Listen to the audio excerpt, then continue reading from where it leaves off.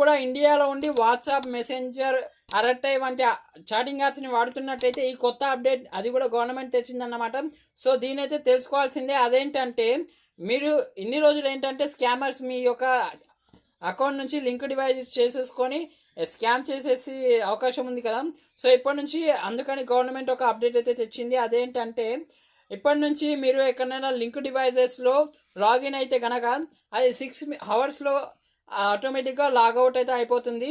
And ఒకవేళ మీరు కనుక మీ ఫోన్ ఏదైతే ఉంటుందో like UPI payments like I mean Google pay, PhonePe ఉన్నాయి కదా ఇన్ని రోజులు.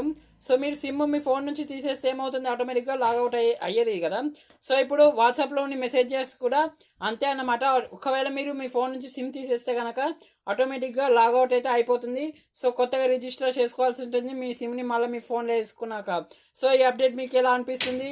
అండ్ ఈ అప్డేట్ గవర్నమెంట్ తేవడానికి కారణం ఏంటంటే హ్యాకర్స్ని, హ్యాకింగ్ని అరికట్టడానికి అన్నమాట. సో ఇదైతే మీకు చాలా యూస్ఫుల్ అవుతుంది.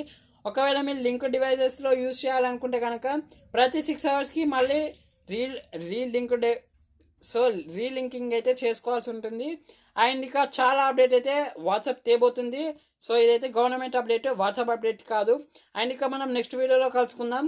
అండ్ ఇక ఈ వీడియో ఎలా అనిపిస్తుందో చెప్పండి కామెంట్స్లో.